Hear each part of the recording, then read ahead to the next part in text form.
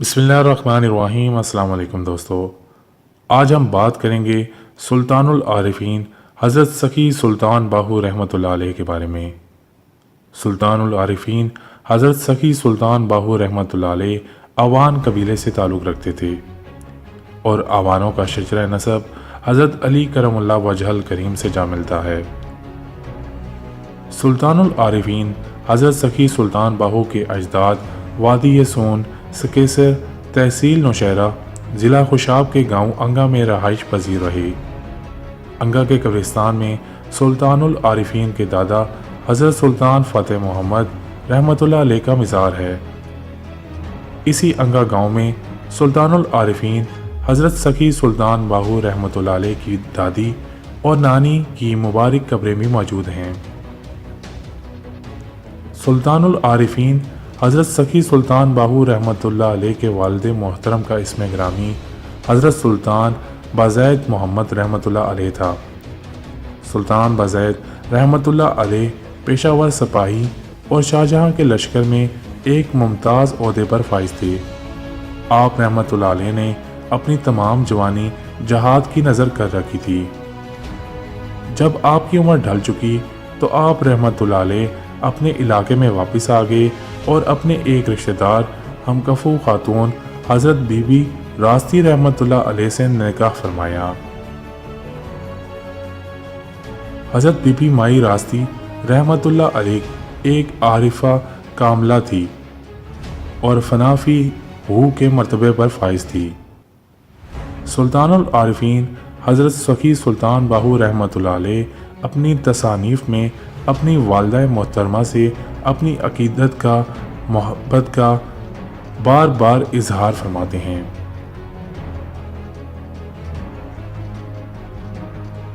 आपकी एक रुबाई का तर्जमा यह है कि रास्ती रहमतुल्लाह अलैह रास्ती हक से आरास्ता हैं। अल्लाह की रहमत व मग़फ़िरत हो रास्ती रहमतुल्लाह अलैह पर। आप रहमतुल्लाह अलैह के वालिदैन के मज़ारात शोरकोट शहर में मरजाए खलाइक हैं और माई बाप हज़रत सखी सुल्तान बाहू रहमतुल्लाह अलैह के नाम से मशहूर व मारूफ है। सुल्तानुल आरिफीन हज़रत सखी सुल्तान बाहू रहमतुल्लाह अलैह यकम जमादियुस्सानी 1039 हिजरी 17 जनवरी 1630 बरोज़ जुमेरात बवक्त फ़जर शाहजहां के अहद हुकूमत में कस्बा शोरकोट ज़िला झंग में पैदा हुए। आप रहमतुल्लाह अलैह की वालिदा माजिदा ने आपका नाम हुक्म खुदाबंदी से बाहू रखा। सुल्तानुल आरिफीन रहमतुल्लाह अलैह से कबल तारीख में किसी का नाम बाहू नहीं है।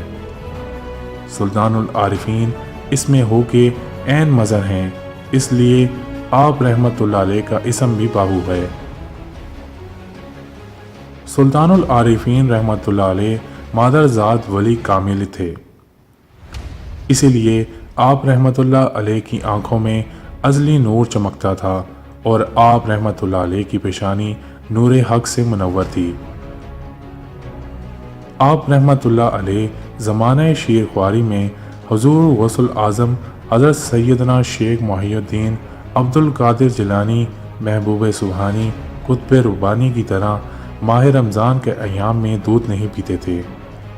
बचपन में ही आप रहमतुल्लाह अलैह में नूर हक इस कदर जलवा अफरोज़ था कि आप रहमतुल्लाह अलैह जिस पर भी नज़र डालते उसे वासिल बिल्लाह कर देते।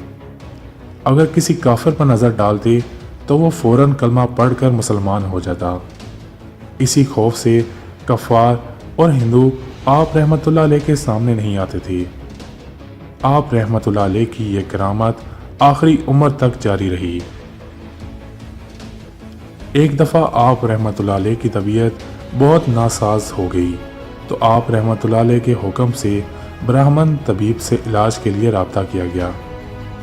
ब्राह्मण तबीब ने जवाब दिया, मैं डरता हूँ कि अगर मैं इनकी निगाह के सामने गया तो मुसलमान हो जाऊँगा, उनका कुर्ता यहाँ भेज दो।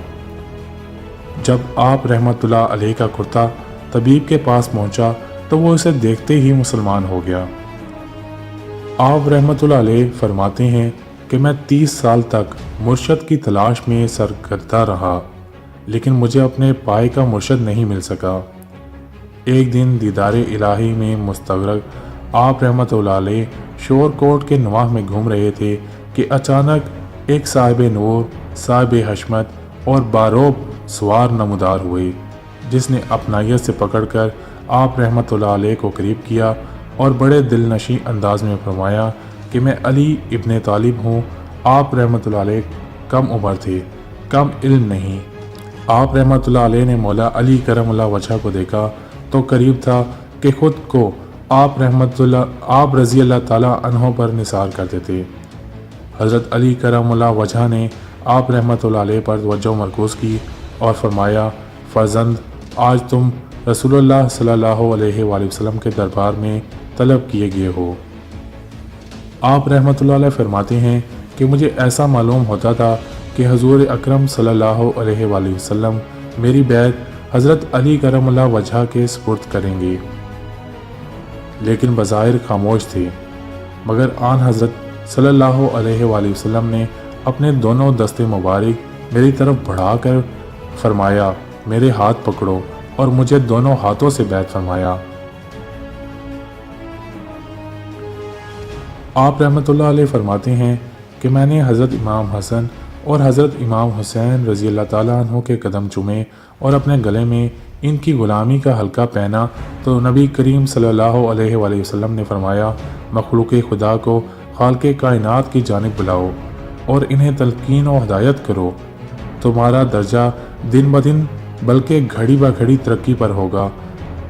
سلطان العارفین حضرت سخی سلطان باہو رحمۃ اللہ علیہ کی 140 تصانیف ہیں، جن میں سے صرف ایک پنجابی ابیات کی صورت میں ہے اور دیگر تمام فارسی میں ہیں۔ سلطان العارفین رحمۃ اللہ علیہ کا یہ فرمان ہے کہ جس کو کوئی مرشد کامل اکمل نہ ملتا ہو وہ میری کتب کو وسیلہ بنائے۔ حضرت سخی سلطان باہو رحمۃ اللہ علیہ کی تصانیف کی عبارت بہت سادہ اور سلیس ہے، جسے عام اور معمولی تعلیم یافتہ آدمی بھی آسانی سے سمجھ سکتا ہے۔ آپ رحمۃ اللہ علیہ کی تصانیف کی عبارت میں ایسی روانی اور تاثیر ہے جو دوران مطالعہ قاری کو اپنی گرفت میں لے لیتی ہے۔ ان کتب کو اگر باادب اور باوضو پڑھا جائے تو فیض کا ایک سمندر کتب سے قاری کے اندر منتقل ہوتا ہے۔ اگر قاری صدقے دل سے مطالعہ جاری رکھے تو آپ رحمۃ اللہ علیہ کے حقیقی روحانی وارث سروری قادری مرشد تک رہنمائی ہو جاتی ہے۔ آپ رحمۃ اللہ علیہ نے اپنی کتب میں ضروریات کے مطابق آیات قرآنی، احادیث مبارکہ اور احادیث قدسی کا استعمال فرمایا ہے۔ ان کتب میں جہاں کہیں بھی عبارت میں ان کا ذکر ہے، اگر ان کو وہاں سے نکال دیا جائے تو پھر معلوم ہوتا ہے کہ اگر اس جگہ آیات قرآنی یا احادیث کا درج نہ کیا جاتا تو مطلب مکمل نہ ہوتا۔ حضرت سلطان باہو رحمۃ اللہ علیہ عبارت میں اشعار کا برمحل اور خوبصورت استعمال کرتے ہیں، جس سے عبارت کا اثر دو چاند ہو جاتا ہے۔ آپ رحمۃ اللہ علیہ کی جو کتب بازار میں تراجم کی صورت میں دستیاب ہیں، ان میں سے کچھ کے نام درجہ ذیل ہیں: ابیات سلطان باہو پنجابی، دیوان باہو فارسی، عین الفقر، کلید التوحید، شمس العارفین، امیر الکونین، رسالہ روحی شریف، گنج الاسرار، نور الہدا۔ سیدنا غوث العظم حضرت شیخ عبد القادر جیلانی رضی اللہ تعالیٰ عنہ سے باطنی تربیت کی تکمیل کے بعد آپ رحمۃ اللہ علیہ نے سید عبد الرحمن جیلانی دہلوی رحمۃ اللہ علیہ کے دست مبارک پر بیعت فرمائی اور خلق کو تلقین اور رشد و ہدایت کا آغاز کیا۔ اس مقصد کے لیے آپ رحمۃ اللہ علیہ نے بہت سے سفر کیے۔ آپ رحمۃ اللہ علیہ نے زیادہ تر سفر وادی سون، کیسر، ملتان، ڈیرہ غازی خان، ڈیرہ اسماعیل خان، سندھ اور بلوچستان کی طرف کیے۔ آپ رحمۃ اللہ علیہ کی ساری زندگی شہر شہر، کریا کریا گھوم پھر کر طالبان مولا کی تلاش کرنے اور انہیں واصل باللہ کرنے میں گزری، کیونکہ خلق خدا کو تلقین کرنے کی یہ ذمہ داری آپ رحمۃ اللہ علیہ کو حضرت محمد رسول اللہ صلی اللہ علیہ وآلہ وسلم کی بارگاہ اقدس سے حاصل ہوئی ہے۔ آپ رحمۃ اللہ علیہ نے اپنی تصنیفات میں اپنی تعلیم کو نہ تو تصوف اور نہ ہی طریقت بلکہ فقر کا نام دیا ہے، اور راہ فقر اختیار کرنے پر زور دیا ہے، اور راہ فقر میں مرشد کامل اکمل کی رہنمائی بہت ضروری اور اہم ہے۔ آپ رحمۃ اللہ علیہ فرماتے ہیں، مرشد بھی وہ جو پہلے دن ہی طالب مولا کو اس میں اللہ ذات سنہری حروف سے لکھ کر دے اور اس کے ذکر و تصور کا حکم دے۔ مرشد کی مہربانی، کرم اور تصور اس میں اللہ ذات سے طالب پردہ انتہائی اہم مقام دیدار حق تعالی اور دائمی حضوری مجلس محمدی صلی اللہ علیہ وآلہ وسلم کھلتے ہیں۔ باطن میں ان سے بڑے اور کوئی مقامات نہیں ہیں۔ یہ مقامات صرف ان کو حاصل ہوتے ہیں جو اخلاص اور استقامت سے مرشد کی اتباع اور رضا کے مطابق راہ حق میں اپنا سفر جاری رکھتے ہیں۔ آپ رحمۃ اللہ علیہ کا سلسلہ سروری قادری ہے، بلکہ آپ رحمۃ اللہ علیہ سلسلہ سروری قادری کے بانی ہیں۔ اس سلسلے کی خصوصیت یہ ہے کہ اس میں مرشد کامل طالب صادق کو ایک ہی نگاہ میں اور ایک ہی توجہ سے حضور صلی اللہ علیہ وآلہ وسلم کی مجلس میں حاضر کر دیتا ہے۔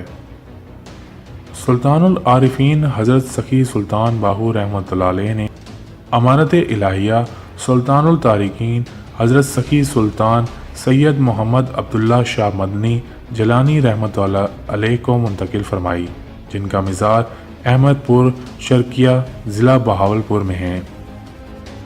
سلطان العارفین حضرت سخی سلطان باہو رحمۃ اللہ علیہ نے 63 برس عمر پائی اور یکم جمادی الثانی 1102 ہجری یکم مارچ 1691 بروز جمعرات و وقت عصر وصال فرمایا۔ آپ رحمۃ اللہ علیہ کا مزار مبارک شہر گڑھ مہاراجہ ضلع جھنگ پاکستان کے قریب قصبہ سلطان باہو میں مرجع خلائق ہے اور ہر ایک کے لیے مرکز تجلیات ہے۔